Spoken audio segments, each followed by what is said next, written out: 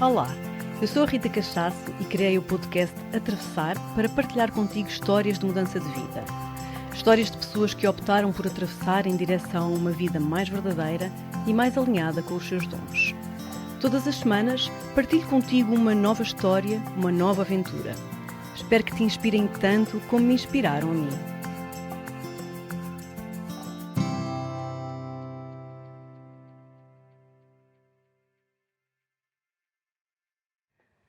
Olá, sejam muito bem-vindas e muito bem-vindos a mais um episódio do Atravessar.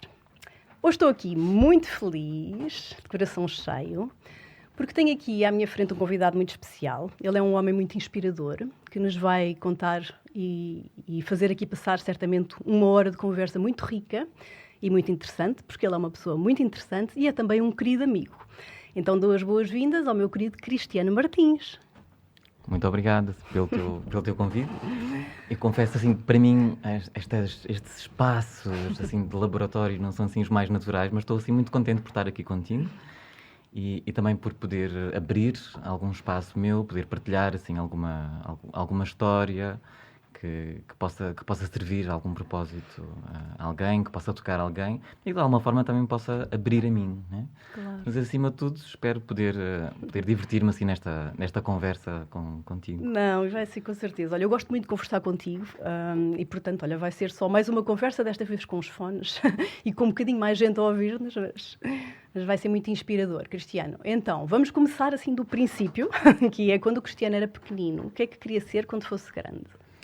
Então, o Cristiano, quando eu era assim muito pequenino, não tinha assim uma ideia muito clara do que é que queria ser. Para mim sempre foi muito fácil estar num universo da imaginação, num universo da sensibilidade, num universo de algo que não era imediatamente objetivável, não é? Aquele mundo da fantasia, de criar histórias de fantasias. Então tive assim, fui crescendo assim numa família com dois pais que tiveram muito trabalho dentro da própria casa, que criaram assim uma pequena mercearia, e eu acabava por ter muito espaço no espaço de cima da casa para poder fazer as minhas fantasias com os meus bonequinhos, com a televisão espanhola que apanhávamos na altura. E eu lembro-me que isso ativou muito a minha imaginação. Levou-me para espaços muito mais longínquos do que aqueles que eu conseguia aceder, quer com a minha família, quer naquilo que eu conseguia ver no meu entorno. Então, eu sinto que isso sempre foi assim, uma parte muito importante da minha vida, esse universo interior, esse universo de uma pesquisa e de alguma forma de me deixar levar por essa atmosfera. E, ao mesmo tempo, assim, num aspecto que só se tornou complementar muitos anos depois, que era o aspecto do corpo, sempre foi assim metafísico também. Uma imaginação sempre muito próxima, mas a dimensão corporal para mim sempre foi assim muito importante. Sempre me lembro de contacto com os elementos, com a areia, com a água, principalmente com a água do mar, como isso me ativava. Que despertava. Despertava alguma coisa que eu não sabia muito bem ainda o que era, mas levava-me assim para lugares muito, muito belos, muito, muito profundos e apontavam para algum futuro longínquo que eu obviamente não conseguia cogitar, mas esses passeios, essas férias que eu me lembro de passar com os meus pais, essas primeiras férias que eu me lembro de passar no Mindelo, a brincar com as ondas, a falar com as ondas, a destruir as ondas, nesse diálogo, para mim foi muito importante. E nós vivíamos também num lugar muito perto do bosque. Então, onde era exatamente que tu nasceste e viveste a tua infância? Então, na altura era uma pequena vila, que depois se tornou cidade, que se chama Valongo, que fica a uns 20 km do Porto. Então eu sinto que tive o privilégio de crescer muito perto desse espaço de natureza, com rios nas proximidades. Lembro muito de fazer piqueniques com os meus amigos e à mercearia roubavam umas coisinhas para depois poder partilhar com todos. As fogueirinhas que fazia à frente de casa. Então, essa dimensão dos elementos, da partilha, sempre esteve assim muito no meu imaginário. Mas, tentando ser assim um bocadinho concreto relativamente à tua pergunta, não tinha assim algo concreto que eu gostasse de fazer. Eu gostava de fazer viagens. Exato. Internas, gostava de estar com pessoas, gostava dos elementos Exato. e percebo que eram sementes que depois se desenvolveram e que estão presentes no meu trabalho hoje em dia, mas que na altura eram apenas prazeres, não é? Lembro-me de ter sido muito importante também os momentos que passava com a minha avó, com a mãe do meu pai, que eu acho que era assim uma xamã sem ser titulada, que ela ia todos os dias buscar lenha ao bosque para acender para fazer a sua comidinha, que eu nunca voltei a comer comida igual. Fazia um arroz absolutamente único e todos os dias ia ao bosque buscar lenha para poder ativar o seu lume interno, para o seu fogão. E eu lembro-me de ter partilhado várias idas com ela e com duas sobrinhas minhas, com duas primas minhas, e o prazer que isso me dava, esse contacto. E eu sinto que, de alguma forma, houve assim uma outra iniciação no crescimento do Cristiano que se ativou a partir desses lugares, desse contacto com a natureza. Para mim foi muito, muito, muito importante. Claro, que privilégio, não é? Ter esse contacto assim na infância. E depois como é que foi aquela fase em que tu tens que escolher o que é que queres estudar e para que curso é que queres ir, não é? Normalmente é uma altura assim meio conturbada para todos nós, porque nessa idade nós, não é? 99% de nós não faz a menor ideia o que é que quer fazer, não é? E então como é que foi para ti? Depois tu vieste para Lisboa, estudaste no Norte, como é que foi? Sim. Como é que escolheste? Então eu fazia parte desses 90 e tal por cento que não sabiam o que queriam. Eu sabia que queria sair de casa. Era assim um objetivo claro para mim. E tinha um amigo muito próximo que ele sabia exatamente o que queria ser professor de educação visual, e é agora. Uau! E nós nos dávamos muito bem, e ele tinha encontrado um sítio que tinha boas referências. Eu decidi também mandar a minha candidatura para lá, que era em Bragança, não é? Que ficava assim umas 3 horas de distância de onde eu vivia, e escolhi Engenharia Civil. Olha, não sabia. E foi um curso que na minha vida durou uma semana. Ah, ok. Foi muito rápido. Foi muito rápido. Então nessa primeira semana eu apaixonei-me, tive assim uma paixão tremenda, e essa rapariga vivia em Coimbra.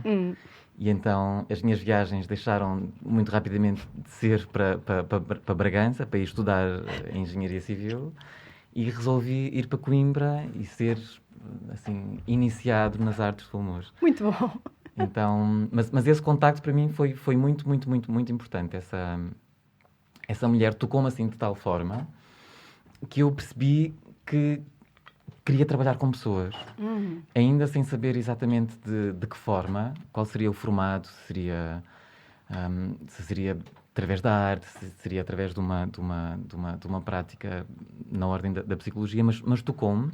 Era assim uma mulher ligeiramente mais velha, que estava a terminar o seu livro, tinha um percurso no teatro, estava a terminar o curso de educação, e então foi de tal forma impactante a relação com essa mulher que quando eu fui regressando ao Norte, eu decidi que queria realmente fazer algo que tivesse pessoas, que eu pudesse contactar com pessoas. E claro, o que era mais fácil nessa altura, ou mais popular, eram assim, cursos de psicologia, né? Eu na altura não consegui, já não havia vagas para poder fazer isso, mas havia um curso que estava assim a principiar, que era novo, que era um curso de psicopedagogia clínica, que é assim uma mistura entre educação e comportamento, uma mistura entre pedagogia e psicologia, e eu decidi mergulhar assim nessa formação, e isso abriu-me muitos espaços, fez-me perceber que realmente eu queria mesmo trabalhar com pessoas, era o que eu queria, e numa dimensão que tivesse esta qualidade de psique, esta qualidade de alma, esta qualidade de contacto, de florescer. Claro. Então, para mim, apontou-me assim numa certa direção. Claro, fechaste mesmo a portas da engenharia que não tinha nada a ver contigo, não é? Sim, tinha zero a ver Zero a ver comigo. contigo, não é? Ainda bem. Pelo menos foi rápido esse fechar dessa porta. Olha, então fui como é que é? Psicopedagogia. Psicopedagogia, sim. Que giro. Que depois estudaste e, efetivamente, começaste a trabalhar nessa área. Fala-nos lá um bocadinho disso, o que é trabalhar em psicopedagogia. Sim, o meu curso foi sempre escolhendo opções enquanto fazia relacionados com o desvio de comportamento. Então eu trabalhei muitos anos com toxicodependentes, com pessoas que usavam prostituição para receber o seu dinheiro, principalmente num grande projeto que se chamava Porto Feliz, que foi um grande investimento da Câmara Municipal do Porto, que era para revitalizar a cidade dessa pobreza. Não é? Então, para mim, foi um primeiro contacto. Eu comecei a trabalhar, ainda não tinha completado o curso, um professor muito querido convidou-me a mim e mais uns 4 companheiros para iniciarmos o projeto, na parte mais operacional. E para mim foi muito, muito, muito, muito importante contactar com essa área, né? Porque é um contacto com muitas sombras humanas, não é? Muita dor, muito sofrimento, muito trauma, muitas pessoas que fizeram escolhas que se envergonham, que danificam. Então, para mim foi um contacto muito grande com essa dimensão mais escura. Mas isso deixa-me interromper, porque parece-me assim bem forte, não é? Como é que uma pessoa recém-formada, não é? Tão nova, tu e qualquer outra pessoa, não é? Isso deve ser muito intenso, não é? Seres assim colocado em meios tão hardcore, não é? Tão duros como esse que tu viveste. Sim, para mim pessoalmente foi muito confrontador, né? Consegui perceber muitas também das minhas sombras, né? E por outro lado ativou também muito uma dimensão de guerreiro e de assertividade, porque percebi que com essa população específica é muito importante a assertividade e a autenticidade, não é? Como colocar limites de uma forma concreta. O que não invalida que não possas colocar também o teu amor, não é? junto dessa população. Então percebi o quão importante era esse espaço limite e esse espaço de fronteira entre o que é possível, o que é que não é possível.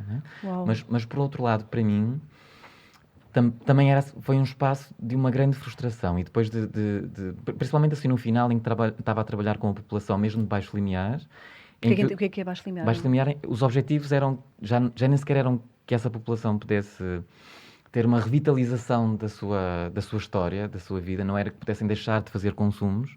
Os objetivos, porque eram consumidores de 20, 30, 40 anos, já estava de tal forma incrustado na sua identidade que seria muito difícil poderem ter uma reabilitação mais natural. Então os objetivos eram que as pessoas se alimentassem, que não propagassem doenças para outra população, que tomassem a sua medicação e muitos deles, assisti vários deles que foram perdendo a sua vida. Isso para mim também foi muito confrontador.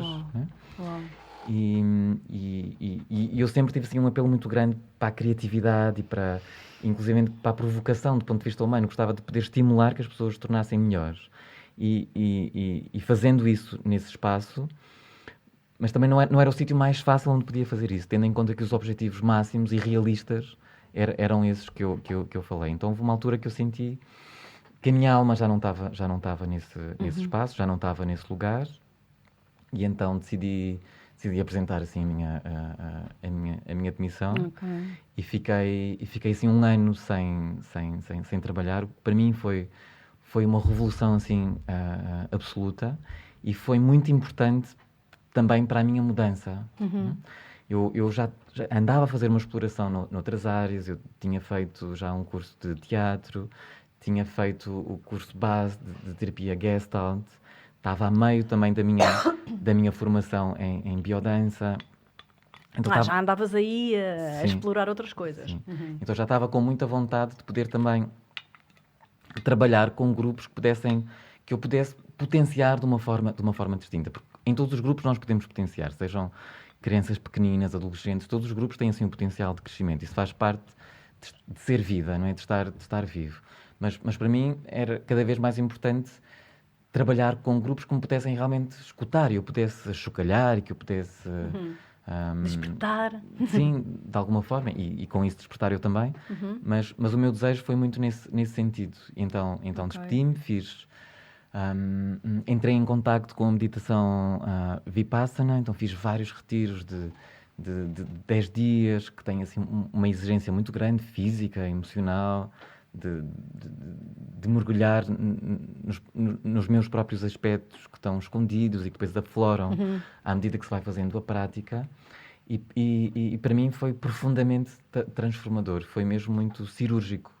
E então percebi e foquei que realmente queria fazer algo que fosse significativo para mim, para os meus próprios objetivos. Ok, então foi importante esse tempo de pausa. Foi muito importante, e eu lembro-me que na altura não estava com muitos recursos financeiros, mas tinha o dinheiro suficiente para poder ir todos os dias correr, ler para o pé da praia. Lembro que nessa altura li imenso, e estar em contacto comigo. Foram momentos em que passei muito tempo comigo, meditando, caminhando, correndo, lendo, e sinto que isso foi um grande twist na minha vida. Eu partilhei há bocadinho que esse universo interior sempre esteve presente, né?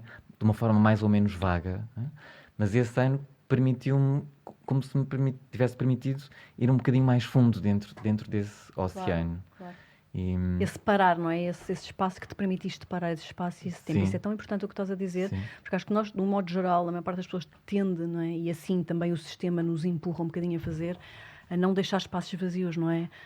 De uma coisa para a outra, e é fácil cair aí, não é? Então acho que isso que tu trazes agora é muito importante, que é esse espaço, permitir-nos estar num espaço vazio, não é? Para que possam começar a chegar coisas, que deve ter sido o que aconteceu contigo, não é? Sim. As ideias começarem um bocadinho a arrumar-se.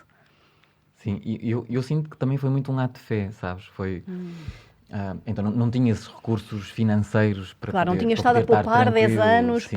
para isso. Portanto, tinhas o básico para poder estar um tempo. Durante um tempo, sim. E isso foram surgindo assim, convites interessantes, assim, coisas muito esporádicas. Lembro de ter trabalhado uma temporada com crianças, que isso também foi muito importante para mim. Tive assim um convite da Câmara Municipal de Matosinhos para desenvolver assim um pequeno projeto com crianças de 5, 6 anos no ensino básico. Foi muito interessante para mim. E depois tive assim outro convite para trabalhar também numa conservatória em Lisboa, que foram só 15 dias, mas foi também muito interessante. E de alguma forma colocou também a minha semente mais no centro. Mas acima de tudo, o que eu sinto que isto foi um passo muito importante para mim. Talvez o primeiro passo tenha sido esse que eu te disse, em que aquela relação me abriu um espaço novo, em que eu decidi, ok, eu quero trabalhar com pessoas, eu quero seguir este desejo de poder trabalhar com pessoas. E sinto que um segundo passo muito importante foi este, eu ter decidido, ok, a minha alma já não está aqui, o que é que eu estou aqui a fazer? Só estou aqui a ganhar dinheiro. E para mim não me faz sentido. Eu sinto que sempre tive algo... sempre tive assim um sensor que quando não estou inteiro num sítio, não consigo estar mesmo de todo. E então é muito fácil de sair. Mesmo quando era miúdo e queria arranjar dinheiro para férias. Eu tive sítios em que tive uma manhã, eu tive um dia, eu tive 2 dias. Eu preciso mesmo de sentir... onde quer que eu esteja, que eu estou inteiro. Claro. Mas, por exemplo, tive um trabalho que eu adorei durante 3 meses, que foi fazer e vender pipocas. Que para mim foi assim absolutamente maravilhoso. E nos tempos livres, escrever poesia e oferecer a poesia às pessoas e conversar com as pessoas. Mas foi importante porque para mim era toda aquela magia de poder fazer pipocas e poder criar assim um espaço que fosse bom também para as pessoas. Tão giro. Tu és muito criativo também, não é? Então a criatividade também se expressa de diferentes formas. Sim. Tão giro. Então, olha, e depois esse tempo que tu tiraste, não é? Depois de teres despedido, como é que foi assim? As coisas foram chegando, as ideias foram chegando do que seria o passo seguinte? Foi uma coisa muito clara, muito assertiva, ou foi acontecendo? Tinhas certezas, não tinhas? Sabias que querias trabalhar com pessoas? Sim. E depois? E daí? Eu contei há bocadinho que eu fiz aquela iniciação em terapia Gestalt, depois fiz várias outras aprendizagens em áreas mais ou menos subtis. Fiz, acho que como toda a gente, o curso de Reiki e depois fiz o curso de leitura da aura e tive também a estudar astrologia durante assim uns anos e achava e sentia que eram linguagens muito fáceis, ou pelo menos íntimas, que eu poderia desenvolver. Então foi muito bom andar por ali. E quando fiz a minha primeira sessão de biodança, eu lembro-me de ter chegado a casa da minha namorada na altura e ter de dizer, é isto. Não é tão giro. Para mim foi muito claro, foi Tão super giro. claro.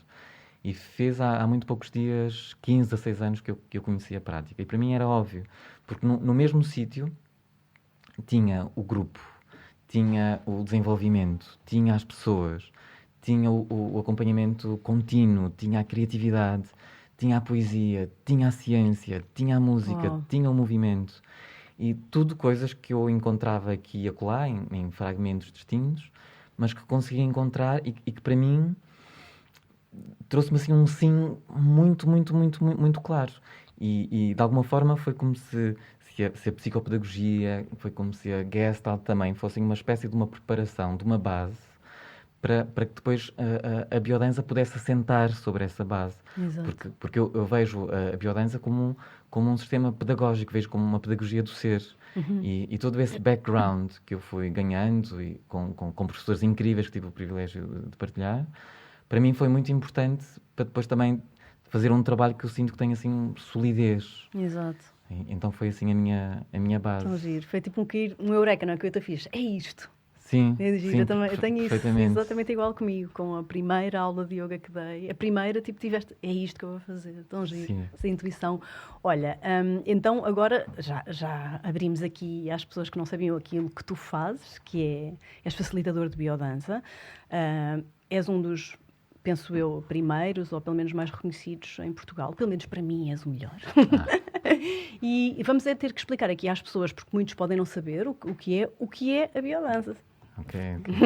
Tens uma hora, estou a brincar. Okay. Eu acho que é sempre assim um desafio explicar Imagino. o que é a biodança, tendo em conta que é assim uma prática muito vivencial, não é? É a partir do que acontece na atmosfera do grupo, na atmosfera da sessão, que se pode realmente explicar, não é? É a mesma coisa como se tu me estivesses a pedir, então diz-me lá o que é o amor, não é? E se eu soubesse de cor, podia dizer 300 poemas acerca do amor, dar uma explicação biológica acerca do que é o amor, mas na verdade eu sinto que percebemos e sabemos o que é a biodança quando exploramos, não é? Mas para dar assim uma ligeira introdução, a biodança é um sistema pedagógico, não é?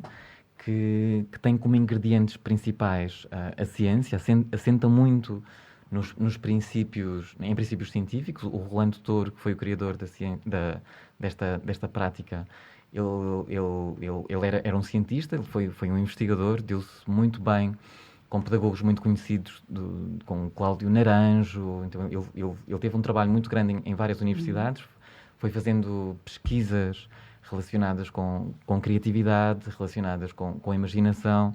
Foi um dos pioneiros a estudar os efeitos do LSD na expansão da consciência e na potencialidade, na potenciação do nosso ser. Diz-se que quando ele fez essa investigação não faltavam pessoas para poder Imagina. serem as cobaias, não é?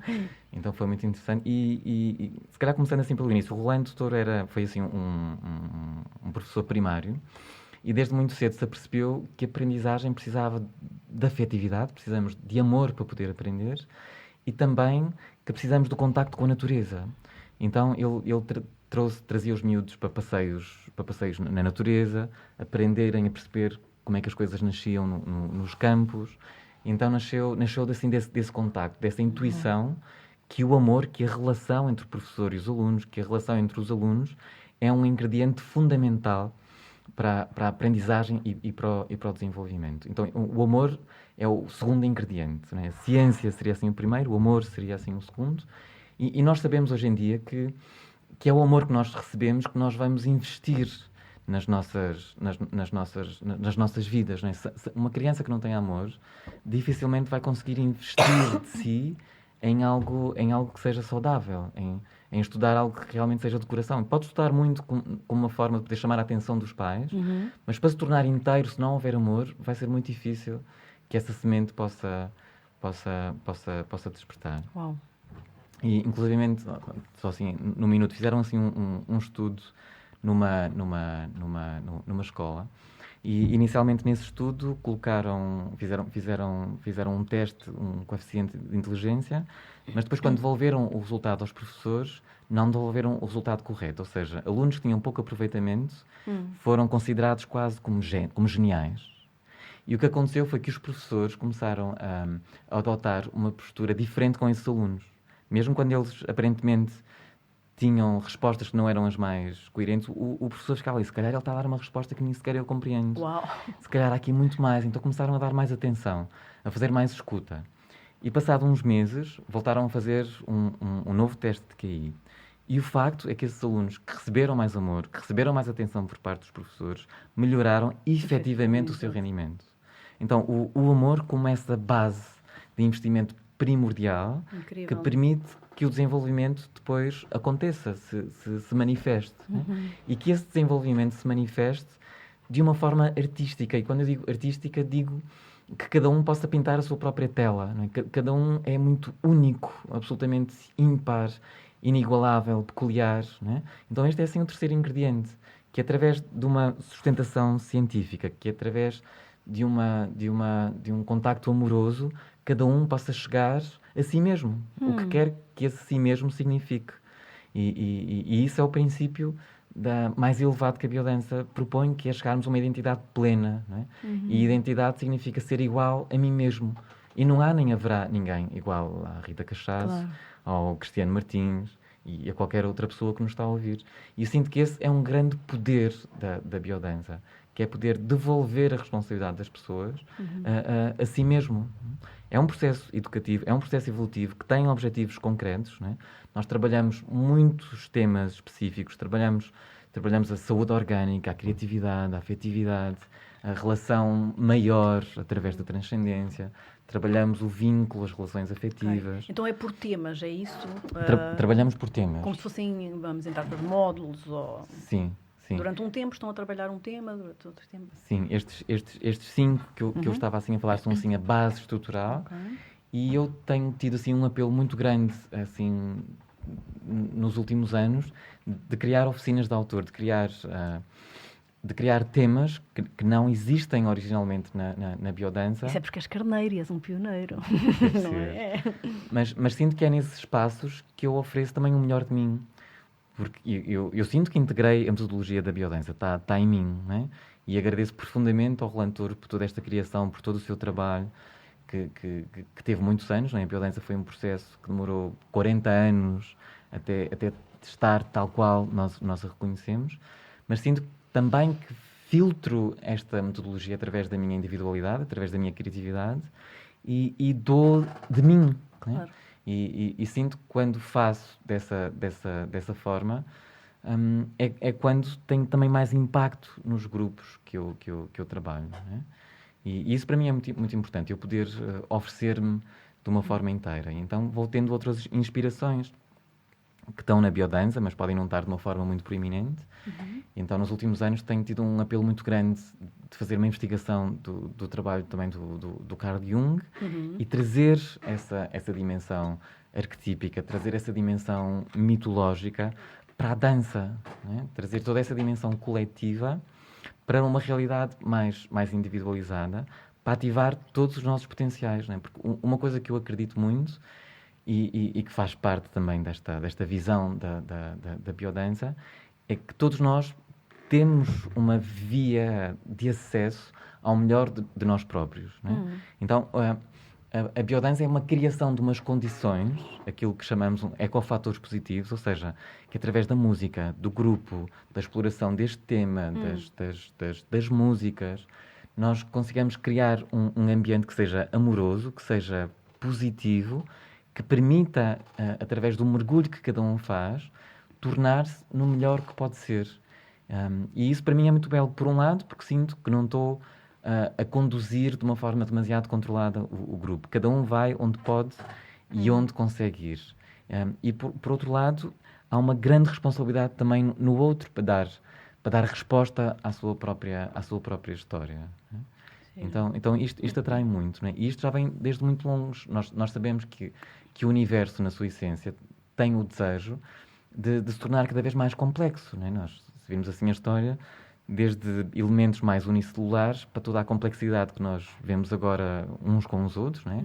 A capacidade de visionar, de sentir, está-me a falar assim uma palavra, de contemplar o universo, não é? Que era uma coisa que há milhões de anos as amebazinhas não conseguiam fazer. Claro. Não é?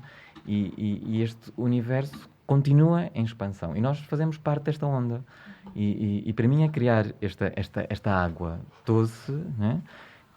Doce e ao mesmo tempo agitada, que permite que os alunos possam também encontrar assim os seus próprios recursos, porque eles já lá estão. Então, reconhecê-los. Tão lindo. Isto para mim é assim a visão clara, né? É criar um espaço onde cada um pode colher aquilo que pode, aquilo que quer e aquilo que está profundamente sintonizado com o seu ser maior, não é? Exato. Está assim profundamente sintonizado Lindo. com o seu coração. E na prática funciona, não é? A pessoa vai lá uma vez e isso acontece, não é? É uma coisa com alguma continuidade. É isso? Juntas-te a um grupo e vai seguindo esse grupo durante um tempo. Sim, sim. Então, a biodança em formato grupo regular é um processo, né? Que eu sugiro que as pessoas façam no mínimo uns 2 anos. E o mínimo dos 2 anos é para poderem conhecer um bocadinho o que é a biodança. Porque tendo em conta toda esta diversidade de temas, tendo em conta que os primeiros 9 meses, o primeiro ano é de um fascínio, né? É assim de uma certa paixão, eu sinto que o trabalho começa depois desse primeiro ano. Então, Que é quando começamos a poder ter uma relação de amor que é mais integral, em que percebemos que há vários aspectos que se calhar precisam de ser mais trabalhados, e então diria assim que 2 anos seria assim o mínimo para as pessoas poderem dizer que fizeram biodança. Sim. Né? E olha, e tu acompanhas assim várias pessoas, deves ter observado ao longo deste caminho, já fazes isto há muito tempo, processos de transformação bem especiais, não é? Sim, eu estou como facilitador regular há cerca de 14 anos, qualquer coisa assim desse género. Tenho assim o privilégio de ter vários alunos que já estão há 7, 8, acho que 1 ou 2 estão assim já há 10 anos comigo. Ai, É assim, continuam a é assim um fazer? privilégio muito grande. Incrível. Por um lado, porque também me estimula a minha criatividade, né? Não posso continuamente ser o mesmo à medida que as exigências se vão mudando e eu próprio vou mudando, né? E por outro lado, o facto de ser contínuo permite que o trabalho possa ir mais profundo, não é? Então, é metáfora de... Nós estamos a tentar ir buscar ouro, não é? Encontrar ouro. Imagina que estamos a escavar assim, um buraco até encontrar um tesouro, não é? E o trabalho semanal permite continuamente ires ao ponto onde estavas antes e tragares um bocadinho mais de areia. Não é? Certo. E se isso for feito de uma forma muito contínua, vai haver um momento em que tu vais começar a reconhecer esse ouro e vais começar a reconhecer essas transformações. Que ao contrário, eu acho, o que acontece com algumas pessoas, claro que nenhuma com os nossos ouvintes, que é fazerem coisas muito diversas. Faço uma coisa aqui, depois faço uma coisa acolá, depois faço uma coisa acolá, não é? Então isto é muito aquilo que o polaco Zygmunt Bauman fala desta sociedade líquida, não é? Fazemos muitas coisas em contínua transformação e não damos espaço para que realmente algo mais profundo possa acontecer. E nós vemos isso acontecer nas relações, não é? Há muitas relações que são muito superficiais, não há espaço de reparação, não há espaço de poder dar passos mais além, então não funciona troca, não é? Relações, Claro. loja do chinês, e eu acho que também acontece muito com este processo de desenvolvimento onde a biodança se integra, não é? E eu acho que pode ser um perigo haver assim demasiadas possibilidades. Eu hoje faço isto, depois faço aquilo, depois faço aquilo outro. Claro. Não é? E esta era em que nós estamos presta-se um pouco a isso, não é? Até porque há muita coisa e isso tem um lado bom. Não sei se concordas comigo, é um lado bom, porque há muito mais do que havia há 10 anos, quando, não é? Eu e tu começamos, se calhar, nestas áreas em que ainda éramos olhados assim como uns bichinhos meio estranhos, não é? Hoje em dia já circulas livremente como uma pessoa normal, sem acharem que tu fazes uma coisa meio bizarra, não é? Portanto, há muita coisa e isso abre mentes, não é? É bom. Mas eu concordo 100% com isso que tu estás a dizer. Há um bocadinho esse perigo do pica aqui, pica ali, pica aqui, pica ali, pica ali. Sim. E no yoga, que é a minha área e que eu estou a identificar-me imenso com isso que estás a dizer, isso pode acontecer muito, não é? Porque o yoga efetivamente só funciona com continuidade, não há milagres. Então deve ser o mesmo que tu estás a tentar passar-nos com a biodança. Claro. Tens que ter essa persistência, essa resiliência de mais um bocadinho um dia, mais um bocadinho um dia. Sim. E eu lembro-me de há uns anos uma amiga minha me ter convidado, então tu não queres vir fazer este fim de semana, este workshop de yoga? Nós depois de fazermos este fim de semana já podemos ser professores de yoga. E então para mim pareceu-me completamente fora de um registro, né? Mas nesta altura podia ser teu colega e ser professor de yoga também, mas não me cabia como possibilidade. Claro, num fim de E às vezes semana. as pessoas ficam espantadas, mas 3 anos para fazer um curso de biodança? Pois. Tanto tempo, né? Mas eu sinto que é um tempo necessário para poder fazer assim este desenvolvimento, este trabalho. Claro. E eu acho que vivemos assim numa altura em que é um bocadinho trending, é um bocadinho moda a espiritualidade, né? e pode ser assim uma grande ratoeira. Podemos estar a fazer coisas, mas só como passagem de tempo, não serem coisas que realmente nos entregamos por completo, né? Há um antropólogo que eu gosto muito, que é o Victor Turner, que ele dá assim uma distinção entre estas duas dimensões. Ele fala-nos do espaço liminal e do espaço liminoide. Ele diz que o espaço liminoide é quando há assim, as pessoas vão fazer uma coisa, sentem-se bem, fazem uma dancinha, bom, mas na verdade não acontece nada. Sentem-se um bocadinho melhor, como se fosse um repousado, como se fosse um medicamento que vai tirar as dores, mas não vai resolver o problema. Uma experiência ali que podem ter. E o espaço liminal é um espaço onde tu realmente mergulhas. Ok, é isto que eu quero fazer. Encontrei esta metodologia, seja ela qual for, e vou colocar aqui o meu tempo, vou colocar aqui a minha energia, vou colocar aqui o meu dinheiro e vou dar espaço para que isto realmente me possa guiar para um lugar mais amplo, né? E eu sinto que precisamos cada um precisa, se quiser, obviamente, de fazer essa pergunta: o que é que realmente quer? Se quer viver num espaço liminoide, que é engraçado, que é giro, que tem pessoas, ou se quer realmente atravessar para um lugar que tem outro registro de profundidade e de ser. E eu acho que é aí que está o ouro, né? Porque eu acho que é muito fácil andar de um lado para o outro, fazer coisinhas, né? Claro, e pode ser mais fun e mais leve e tudo isso, mas Sim. essa coisa do escavar, essa metáfora é muito gira, não é? Para encontrares o ouro, dá trabalho, não é? Sim, claro. E tu falas com certeza por ti próprio, não é? Claro. Porque também tu estás a fazer um processo de escavar para encontrar o teu ouro já há muitos anos e sabes que isso dá trabalho. Sim. Eu normalmente sou assim muito fiel quando encontro assim um processo que realmente me cativa, ou um terapeuta. Eu gosto de poder ir assim ao máximo das minhas possibilidades, até que obviamente o ciclo se esgote e precise de outra coisa, ou já esteja completo, e siga caminho. Olha, tenho aqui mais algumas coisas que te quero perguntar, acho que ainda temos tempo. Há facetas do teu trabalho muito interessantes e tu também escreves e publicas coisas e acho que também és uma pessoa que abre mentes, não é? Que abre mentalidades e acho que também vais um bocadinho à frente do teu tempo, penso eu. E há uma parte do teu trabalho muito interessante que queria que me falasse um bocadinho, que é o trabalho com homens. Tu também tens essa parte de, enfim, de tentar mostrar uma nova masculinidade, não é? Sim, é um trabalho que não faço com tanta regularidade, mas é um trabalho que me fascina muito. Eu sinto mesmo que é um espaço muito privilegiado, quando realmente um grupo de homens se juntam. Isto tem assim muitas nuances, não é? Para começar, o que é um homem? Não é? Dava para um episódio inteiro, não é? Sim, é eu sentir-me homem, é eu ter um aparelho genital que possa dizer que sou homem, mas bom, de uma forma genérica, eu sinto que é um espaço privilegiado, porque os homens precisam de outros homens para se tornarem homens. As mulheres têm uma relação privilegiada com uma outra mulher, têm uma identificação mais fácil, a maioria das pessoas cresce na companhia dessa mãe.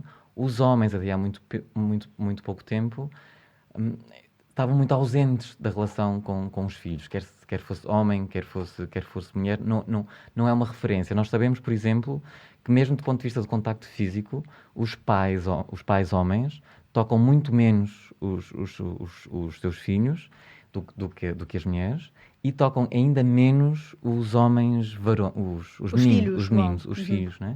Então, para os homens, de uma forma geral, o contacto com outro homem é uma realidade estranha, né?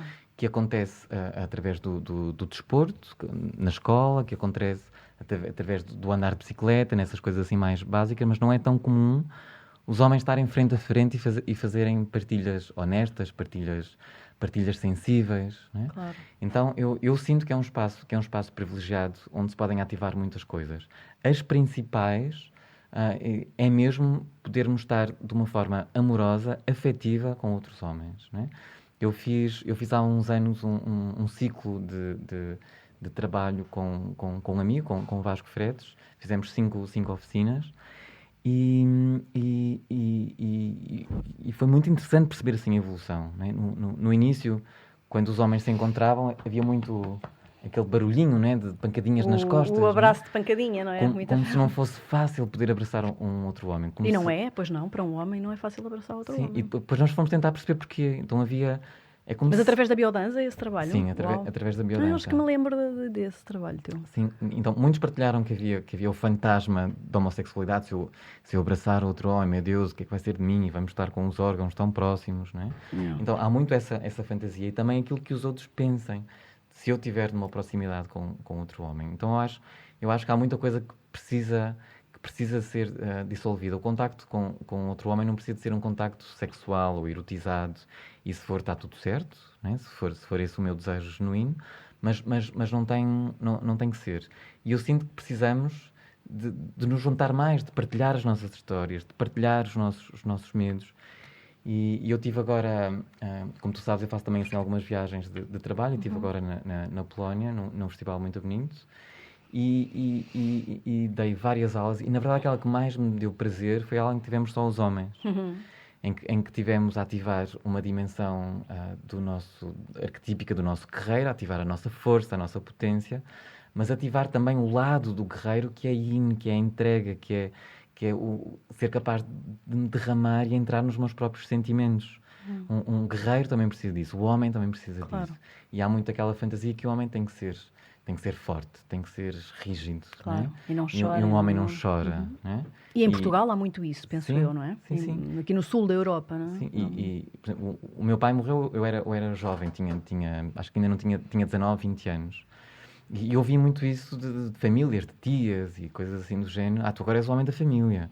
Tu agora tens que proteger e estar. Como se também se não houvesse uma permissão. Pode ser tudo isso, mas sem que isso invalide ou desautorize o meu acesso a uma sensibilidade interna, porque isso é fundamental. Porque se um homem não tem esse lugar conquistado, essa sensibilidade, esse acesso ao seu coração, essa sua coragem exterior vai ser também rígida. E a rigidez não é força, a rigidez não é potência. Não é? Rigidez é uma barreira, é um faz de conta. Não é? Então, essas duas dimensões, quando faço trabalho com homens, é um dos pilares fundamentais. Vou ativar a minha potência, a minha capacidade de manifestação, seja em que tema for, seja no guerreiro, seja no amante, seja no mago, o que quer que seja, é ativar esse lado externo, yang, manifestação, mas que isso aconteça desde um lado yin, sensível, amoroso, que tem essa qualidade de gestão. Essas duas dimensões para mim são fundamentais, quer seja um trabalho com homens, quer seja um trabalho com mulheres. Claro.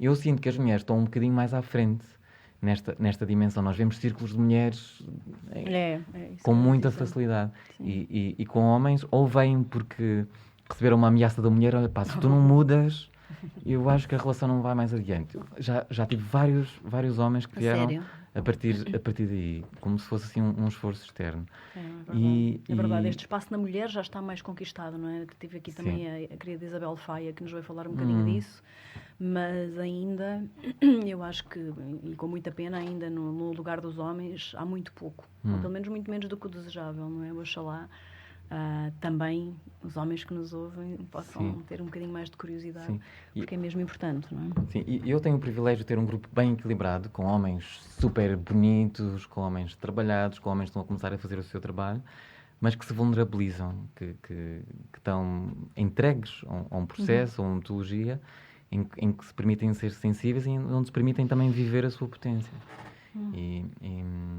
E acho que isso é assim fundamental.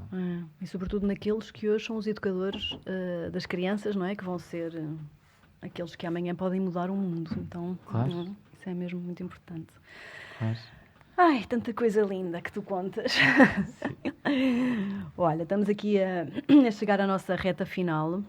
Isto passa num instante e haviam ainda imensos temas que podíamos explorar, portanto, ficas desde já convidado aqui para a segunda temporada. Vires falar aqui de outros temas.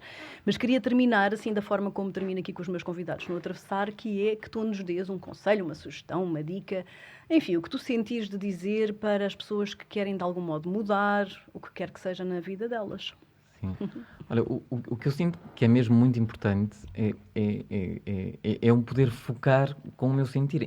Se eu estiver muito confuso no meu sentir, eu procuro experimentar as práticas que forem preciso, até eu ter um acesso mais claro ao GPS que vive no meu coração. Este sacrário que sabe qual é a direção. Nós sabemos, não é? Nós podemos estar ou não estar afinados com essa dimensão intuitiva, que sabe qual é o caminho a seguir, não é? Intuição é isso mesmo, é quando o teu coração vai ver a estrada um bocadinho mais à frente e te vem e traz notícias disso. Que Não é? lindo. Então, o que eu vejo é encontrar um espaço em que eu possa estar muito clarificado no meu sentir. Não é? Como te disse assim nas etapas anteriores, para mim foi muito importante ter assim um contacto, ok, não quero trabalhar com matemáticas, não quero trabalhar com engenharia. São pessoas. No início pode ser assim uma coisa muito vaga, não é? E depois perceber que realmente o que eu queria era coisas que tinham movimento, e que tinham pessoas, e que tinham beleza. Yeah. Mas sempre foram situações que eu senti muito, muito afinadas comigo. Tipo, é isto. Né? Nós quando nos deparamos com uma pessoa, com uma prática, nós sabemos, há qualquer coisa em nós que vibra. Tipo, Yeah. é isto. Né? Então, eu não sinto que haja assim uma forma muito específica, cada um poder procurar. Eu para ficar afinado no meu sentir, eu preciso de caminhar muito na natureza, preciso estar com amigos também que realmente me escutem. Eu não preciso muito de conselhos, não procuro muito conselhos, mas procuro amigos, terapeutas que me possam escutar, né? Para que depois que se clarifique essa relação comigo próprio. Preciso dançar, preciso de mergulhar no mar, quando sinto que estou muito mental. Um mergulho na água traz-me uma claridade incrível. Só o facto de estar uns segundos e deixar-me levar pela maré já me ativa qualquer coisa. E depois a partir daí torna-se muito claro. Mas tive e tenho muitas decisões que tomo em que sinto as respostas quando estou a dançar, quando estou a caminhar, quando estou a andar de bicicleta. Eu sinto que o corpo, para mim, resulta muito. Exato. Porque é algo que vem de dentro. Não é? Há muitas pessoas que fazem as perguntas nos sonhos. Às vezes também faço isso. Não é? Peço assim, alguma orientação e sei que os sonhos também fazem parte dessa sabedoria que falávamos há bocadinho, desse caudal inconsciente que sabe Certo. qual é o caminho para o maior equilíbrio. Isso também pode ser assim uma solução, mas cada um tem que perceber o que é que realmente funciona. Há pessoas que não são tão físicas, não Exato, é? exato. Em que correr ou dançar não faz tanto sentido, não é? Claro. Se calhar é numa conversa com um amigo que desperta uma orientação mais específica. Claro, o outro será a meditar. Isto traz aqui um tema muito importante, não é? Que é descobrir qual é que é a nossa forma específica de cada um, não é? De termos acesso a nós mesmos. É isso que nos permita, de algum modo, que a mente fique assim um bocadinho mais calminha para podermos aceder à nossa intuição.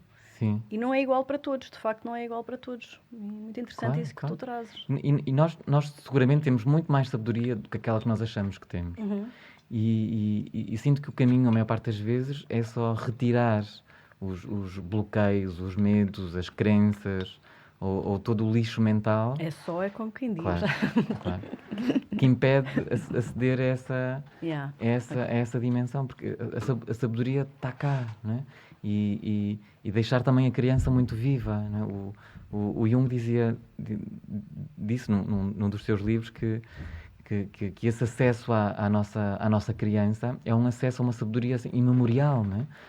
Quando eu me permito brincar, quando eu me permito jogar, quando eu me permito ser espontâneo, não está muito longe o meu acesso ao sentir. Né? Então, eu acho que há assim formas muito diferentes de podermos aceder a isso e pronto, claro, cada um tem que pesquisar a sua. Eu acho que dar assim medicinas genéricas para a população, acho que é assim um bocadinho... Claro, não, mas pesquisar a sua, claro. Isso é muito importante, não é? Não vai cair claro. do céu, pesquisa, experimenta, vai riscando hipóteses, não é? Tal como tu estavas a dizer, olha, não é engenharia, olha, não é isto, não é aquilo, mas se não experimentarmos, como é que vamos saber? Claro. Ninguém nos vai poder dizer de fora, não é? Mas eu sinto que a vida está sempre a convidar-nos a podermos ser melhores, sempre. E compete-nos dizer sim ou não a isso. Pode custar um bocadinho mais, pode custar um bocadinho menos. Concordo. Para já compete-nos estar atentos aos convites que chegam, não é? Que às vezes não é fácil. Se estamos demasiado embranhados na 3D, como diz o Nuno, não é?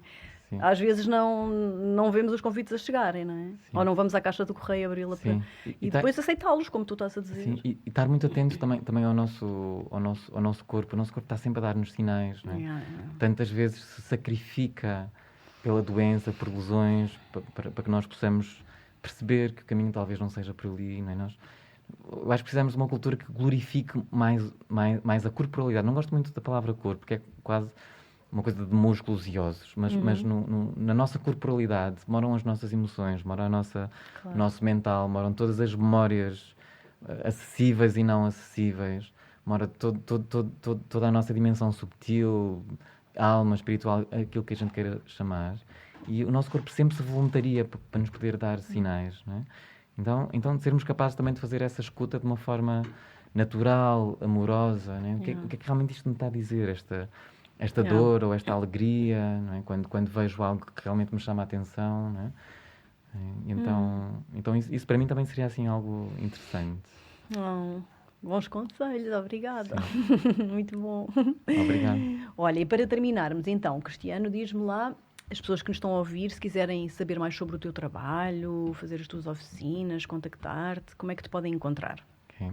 Então eu tenho um grupo, nesta altura tenho só um grupo regular que acontece em Lisboa, que não está a acontecer, nesta altura específica, né, em que estamos em restrições, não está a acontecer, mas tenho um grupo regular em Lisboa e realizo várias oficinas. Vai haver uma, já assim este fim de semana no Algarve, que é um sítio que está assim um bocadinho mais aberto. E tenho o privilégio de trabalhar em vários países, se tivermos assim pessoas que nos estão a ouvir também noutros sítios. Viajas muito, não é? Tenho o privilégio de trabalhar na Alemanha, principalmente em Berlim, na Hungria, principalmente em Budapeste, na Estónia, em Tallinn e também em Tartu às vezes. Na Polónia tem sido um sítio que está assim a florescer muito com o meu trabalho e tenho assim o desejo, em algum momento, até eventualmente de abrir uma escola por lá. E em vários sítios também em França. Nantes, Toulouse, são assim os sítios principais que me estão assim a chamar. E também tinha assim um projeto, que também já não vou há 2 anos, no Canadá. Mas são assim os sítios que me estão assim a chamar. E podem me encontrar no Facebook. Com o teu nome? Com o meu nome. Eu não sou muito fã do Instagram, mas sinto que preciso de evoluir um bocadinho a minha estratégia. Mas estás lá? De divulgação, mas estou lá. Já estás lá? Mas estou lá. Tanto que sempre com o teu nome, não é? Cristiano Martins? Sim. Ok. E por e-mail posso dizer aqui cristianocoutomartins@gmail.com. Exato. É fácil de encontrar. Sim. Boa. Sim. Vale mesmo a pena. Malta, recomendo. Sim.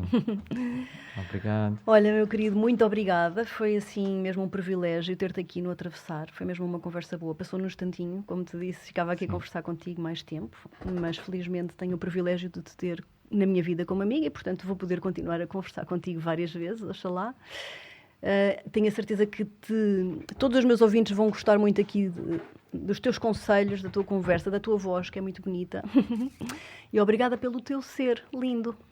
Obrigado, eu agradeço também assim, muito o teu convite, que também me põe assim, um bocadinho fora do conforto estas gravações, mas acolho também com muito carinho assim, este desafio. E eu sei que estás a fazer este projeto com muito carinho, com muito amor e com muita dádiva. Então, deixar também assim muitas bênçãos a este programa e que possa tocar muitas pessoas. Obrigada, meu querido. Obrigado.